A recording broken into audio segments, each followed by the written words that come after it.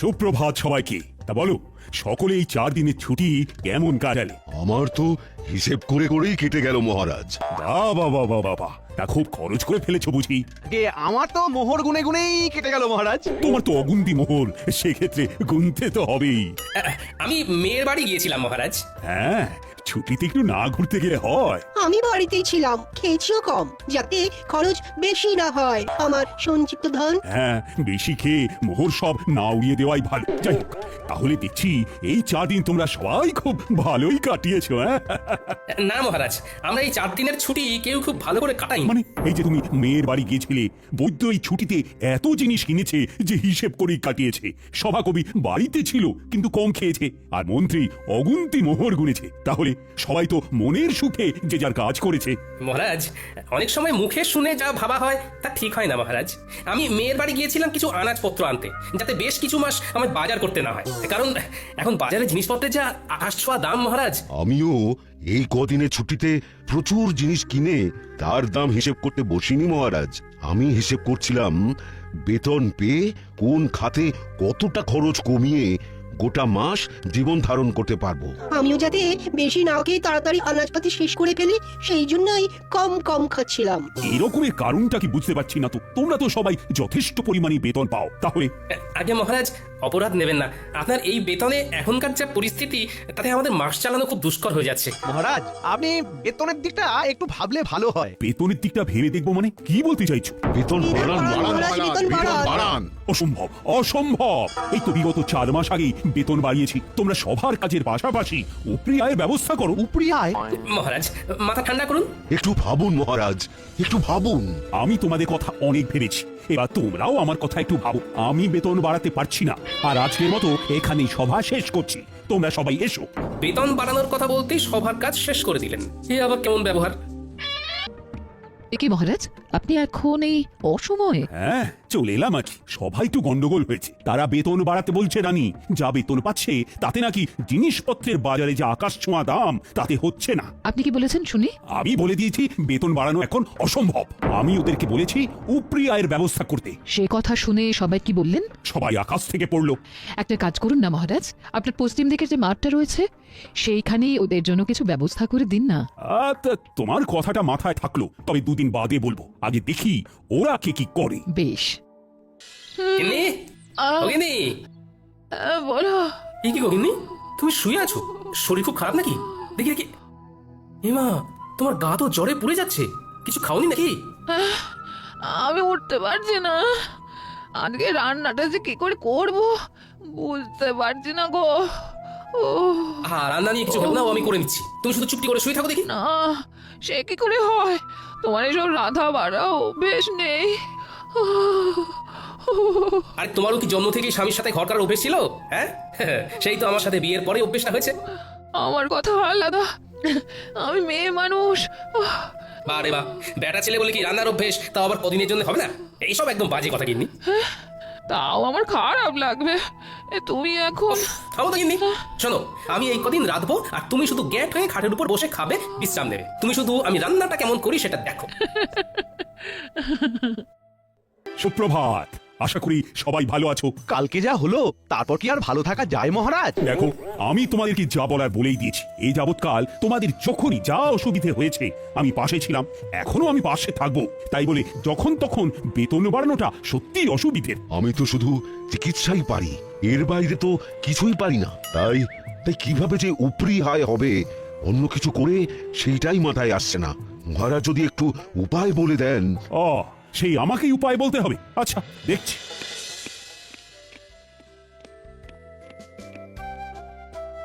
মহারাজ বলছি কি? সুপ্রভাত রানীমা। সুপ্রভাত। আশা করি সকলে ভালো আছেন। ভালো নেই, খুব সমস্যায় আছি রানীমা। তা আজকে গোপাল আসেনি কেন? তাই তো, তালে গড়ে খেয়াল নেই। আগে মহারাজ, আমি এসেছি। এ কি গোপাল, এত দেরি হলো যে? তোমার শরীর ঠিক আছে তো? আমার শরীর তো ঠিক আছে, কিন্তু কিন্তু আমার গিন্নির শরীর ভালো নেই, তাই ঘরের কিছু কাজ সামলে রান্না করে আসতে গিয়ে দেরি হয়ে গেল। এই রে ও গোপাল, কটা শাড়ি আর চুড়ি এনে দেবো নাকি? গোপাল, তাহলে সুগৃহিণী দক্ষ রাধুনী হয়ে গেলে নাকি? হ্যাঁ, দরকার পড়লে যদি হই তাতে মন্দ কি বলুন? সকলে চুপ করুন, বরং আপনারা গোপালকে দেখে শিখুন। সে স্ত্রীর শরীর খারাপে নিজে এগিয়ে এসেছে, স্ত্রীর কষ্টটা বুঝেছে। ঠিকই তো, না কষ্ট বুঝলে হয়। এই বৈদ্যমশাই, আপনি আজই গোপালের বাড়ি গিয়ে ওনার স্ত্রীকে দেখে আসবেন। গোপাল, সত্যি তোমার তুলনা হয় না। থাক, অমন মেয়ে মানুষের কাজ করে আমার সুখ্যাতি পাওয়ার দরকার নেই। কি ব্যাপার রানী, এমন উদাস ভাবে বারান্দায় দাঁড়িয়ে? ভাবছি গোপাল গিন্নির কত ভাগ্য ভালো। কেন? এই যে সে এমন এক স্বামী পেয়েছে যে তার সব দুঃখ কষ্ট বোঝে। ও, আর তোমার স্বামী বুঝি সেটা বোঝে না? না, কিছু কিছু সময় বোঝে, আবার কিছু কিছু সময় বোঝে না। আচ্ছা বুঝেছি। তোমার মন পেতে গেলে আমায় তাহলে একদিন লুকিয়ে লুকিয়ে ঠাকুরদের সরিয়ে তোমাকে রেঁধে খাওয়াতে হবে, তাই তো? আপনি রাঁধতে পারবেন? কি জানি, তবে চেষ্টা করে দেখতে পারি। আমার মনে হয় আপনি আর আপনার সভাসদেরা, মানে গোপাল বাদে কেউ রাঁধতে পারবেন না। এত বড় অপবাদ দিও না রানী। গোপাল ছাড়াও আর বাকিদের ভিতরে কেউ না কেউ নিশ্চয়ই রাঁধতে পারে। বলছেন? আচ্ছা, একটা কাজ করলে কেমন হয়? কাজ? কি কাজ?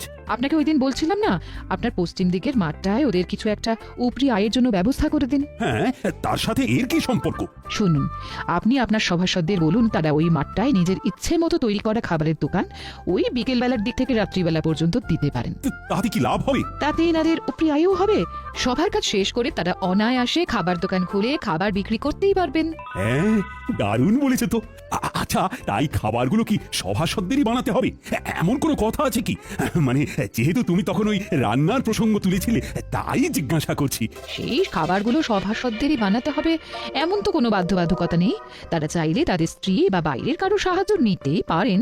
তবে যারা নিজের হাতে খাবার বানিয়ে বিক্রি করবেন তাদেরকে পুরস্কার হিসেবে 2 থলি করে মোহর দেওয়া হবে। রানী, তোমার প্রস্তাবটাকে আরেকটু পরিবর্তন করে দিই। সভাসদের এমন বলি, বেশ কিছুদিন ব্যাপী পশ্চিম দিকের বড় মাঠটায় একটা ভোজন মেলার আয়োজন করতে চাই। তাই আমার ইচ্ছে, আমার সভাসদেরা এই ভোজন মেলায় হরেক রকম খাবারের পসরা নিয়ে খাবারের দোকান দিক। তার মধ্যে যে সভাসদেরা নিজের হাতে রান্না করবে তারা প্রত্যেকে পুরস্কার বাবদ 2 থলি করে মোহর পাবে, এবং যে সভাসদের খাবারের দোকানে সব থেকে বেশি বিক্রি হবে সে পুরস্কার স্বরূপ 5000টা মোহর পুরস্কার পাবে। অতীব উত্তম। শুধু শুধু উপরি আয়ের জন্য ওনারা সবাই খাবারের দোকান খুলতে রাজি নাও হতে পারেন। তার থেকে পুরস্কারের কথা বলে মেলায় খাবারের দোকান খোলার প্রস্তাব দেওয়াটা একদম উপযুক্ত। আপনি কালকেই ঘোষণা করে দিন মহারাজ। ভাবছি আমিও যদি দোকান দিই তাহলে আমাকে পুরস্কার দেবে বলো তো রানী? তা আমি কি জানি? হ্যাঁ, তোমাদের সকলকে আজ একটু তাড়াতাড়ি ডাকার পিছনে আমার একটা বিশেষ উদ্দেশ্য আছে। কি উদ্দেশ্য মহারাজ? মহারাজ? আমি তোমাদের সকলের উপরি আয়ের জন্য একটা পদ ভেবেছি। বাহ বাহ, বাহ বাহ। বাহ! কি উপায় আপনি ভেবেছেন মহারাজ? আমি আমার পশ্চিমের মাঠটায় একটা ভোজন মেলার আয়োজন করতে চাই। সে অতীব ভালো, কিন্তু মেলায় গেলে তো খাবার কিনতেই প্রচুর খরচ হয়ে যাবে। তাহলে এভাবে আমাদের উপরি আয় হবে কি করে মহারাজ? নিজের দোকান থেকে খেলে ব্যয় হবে না মন্ত্রী। নিজের দোকান মানে? আপনি কি ওই মেলায় আমাদের দোকান দিতে বলছেন মহারাজ? একদম ঠিক। আমি চাই পশ্চিমের মাঠে আয়োজিত সারা কৃষ্ণনগর ব্যাপী ভোজন মেলায় সাধারণ প্রজাদের পাশাপাশি আমার সভাসদেরাও খাবারের দোকান দিক। দোকান দিলে উপরে আয় হবে বটে, কিন্তু দাঁড়াও, আমার ঘোষণা এখনো শেষ হয়নি। আমি ঠিক করেছি আমার সভাসদদের ভিতরে যারা নিজেরা হাতে করে খাবার বানিয়ে বিক্রি করবে তারা প্রত্যেকে 2 থলি করে মোহর আমার তরফ থেকে পুরস্কার পাবে। আহা, দাঁড়াও, এখনো তো কথা শেষ হয়নি। আর যে সভাসদের দোকানে সব থেকে বেশি বিক্রি হবে সে আমার তরফ থেকে পুরস্কার বাবদ 5000 মোহর পাবে। তার মানে খাবার বেশি বিক্রি করতে পারলে 5000 মোহর পুরস্কার, আর নিজের হাতে খাবার বানাতে পারলে 2 থলি মোহর পুরস্কার। আবার নিজে খাবার না বানাতে পারলেও অন্য কারুর সাহায্য নিয়ে উপরি আয়ের জন্য দোকান দেওয়া যাবে, তাই তো মহারাজ? একদম। এই মেলা প্রায় মাসখানেক চলবে। তাহলে তোমরা কি ভাবছো? মানে আমার প্রস্তাবে কি রাজি হবে? আমি রাজি মহারাজ। আমি দোকান দিতে রাজি, যদি হেরেও যায় বাজি। আমিও রাজি। আমিও দোকান দেব। মহারাজ, দোকান না দিয়ে সবার দোকানের খাবার চেখে দেখার জন্য কোনো পুরস্কার নেই না? মন্ত্রী? মানে মহারাজ, আমিও সবার মতো দোকান দেব তাহলে। বেশ, তাহলে সবাই প্রস্তুত হয়ে নাও। দিন 7 পরেই শুরু হবে ভোজন মেলা। ও হ্যাঁ, মনে আছে তো সবার, কালকে আমাদের ছুটির দিন, রাজসভা বন্ধ। হ্যাঁ মহারাজ। গিন্নি, ও গিন্নি, আরে ও গিন্নি শোনো না, হ্যাঁ তাহলে তাহলে তুমি বলছো আমি বেশ ভালো করেই জিলিপি অমৃতি গজা এসব বানাতে পারবো না? হ্যাঁ, খুব খুব ভালো করে পারবে। তা আমার প্রতি তোমার এত আত্মবিশ্বাসের কারণ কি? আরে বাবা, জিলিপি অমৃতি বানাতে গেলে শুধু ময়দার মিশ্রণটা এই টকবকে গরম তেলের ভিতরে ভালো করে প্যাঁচ দিয়ে গোল গোল আকৃতি করে পাক দিলেই তৈরি হয়ে যায়। আর এই প্যাঁচ দেওয়ার ব্যাপারে কৃষ্ণনগরে তোমার মতো পারদর্শী আর কেউ আছে বলে তো আমার মনে হয় না। ঠিক বলেছো, তোমারও যা প্যাঁচালো মন, সেই মনের প্যাঁচের মতো আমায়ও যা সুন্দর করে তুমি জিলিপি অমৃতি বানাতে শেখাবে, আহা আহা, তারপর আমার পূর্ব অভিজ্ঞতা তো আছেই। যাকি যাক, এই চলো শুরু করে, চলো চলো। বলি ও গোপাল, আমার দ্বারা এসব হবে না, আমি আগে কখনো রান্না করিনি। হবে না মানে সব হবে। তুমি নিজে না একজন বিজ্ঞানী, তুমি এরকম করলে হবে? চেষ্টা করলে সব হয় বন্ধু। আগে গোল গোল লুচি বানাতে শিখতে হবে, তারপর আলুর দম। গিন্নি থেকে সব জেনে এসেছি। এর থেকে সূত্র বা কোনো যন্ত্র আবিষ্কার করা অনেক সহজ। মেলা বেলা হয়ে যাচ্ছে বন্ধু। ইস, এরকম যদি কোনো যন্ত্র থাকতো যার দ্বারা আপনা আপনি খাবার হয়ে যেত। আগে লুচি আলুর দমটা শেখো, তারপর তুমি ওরকম যন্ত্র আবিষ্কার করো। কেমন? না মানে ইয়ে, কোনো ইয়ে টিয়ে নয়, চুপচাপ কাজে নামো। তুমি তো জানোই আমি ছাড়ার পাত্র নই।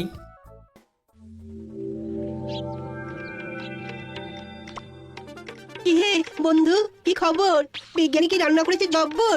শিখিয়ে তো এলাম তাকে, একদম ফল পাওয়া যাবে ভোজন মেলায় হাতে নাতে। আহা, কি দারুণ ছন্দ! দেখো তো কেমন বেরোচ্ছে ঘুগনির গন্ধ। কি দারুণ গন্ধ! তা সভাকবি, তুমি কি রাঁধতে পারো? হ্যাঁ, আমি রাঁধতে পারি, তাতে নেই কোনো সংশয়। সেই জন্যেই মেলায় বিকাবো ঘুগনি ও মুড়ি মহাশয়। সাবাস বন্ধু, সাবাস।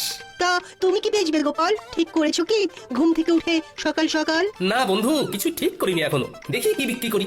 হ্যাঁ, তাড়াতাড়ি ঠিক করে ফেলো, কারণ খুব তাড়াতাড়ি দিন যে ঘনিয়ে এলো। গোপাল, ভেবেছি চপের দোকান দেব, কিন্তু বেসন গুলতে গিয়েই তো কাল ঘাম ছুটছে। আপনার এই দুই হাতে নিজে এত পাচন গুলেছেন, আর এখন বেসন গুলতে গিয়ে নাকানি চোখানি খেলে হবে? আমার ভয় করছে গোপাল। দেখি তো, আমার সামনে আপনি গুলতে বসুন, কেমন ভয় লাগে আপনার দেখি। গোপাল, তুমি পারো বটে। একবার হাঁক দিলাম আর তুমি সাহায্য করতে চলে এলে। বৈদ্যমশাই, আমরা একই রাজ্যের লোক, তাই বিপদে ডাক শুনেও মুখ ঘুরিয়ে না শোনার ভান করে বসে থাকলে হবে?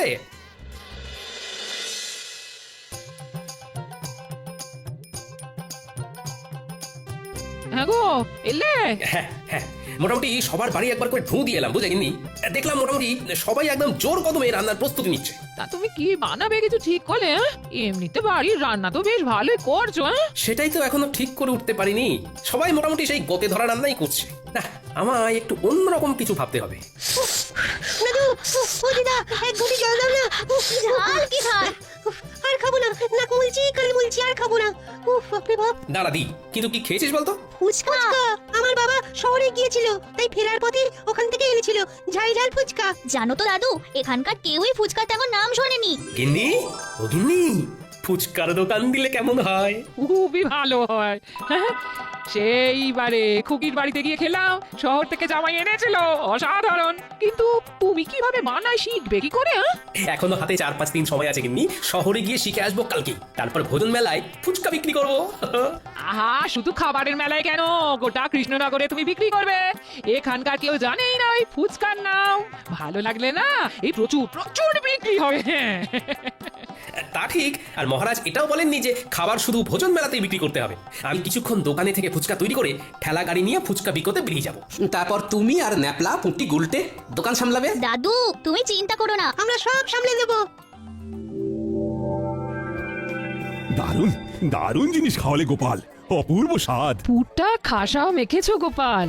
শুভেচ্ছা বন্ধু, একদম অন্য ধরনের জিনিস খাওয়ানোর জন্য। আর অসংখ্য ধন্যবাদ আমাকে লুচি আলুর দম শিখিয়ে দেওয়ার জন্য। আরে ধুর, কি যে বলো, তা বিক্রি কেমন হচ্ছে? আমার দোকানেও মন্দ নয়। আমার দোকানেও তোমার কল্যাণে বেশ ভালোই বিক্রি হচ্ছে।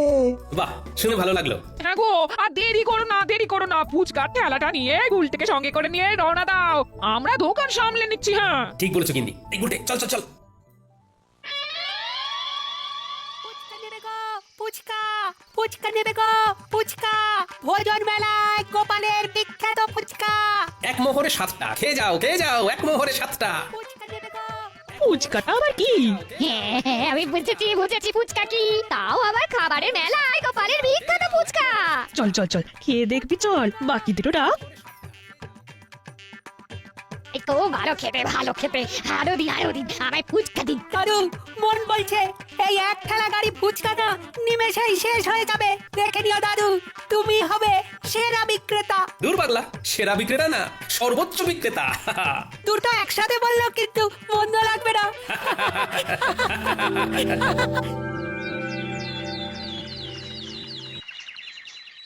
গুনো গুনো খাজাঞ্চি গুনো, কার কত আয় হলো দেখি।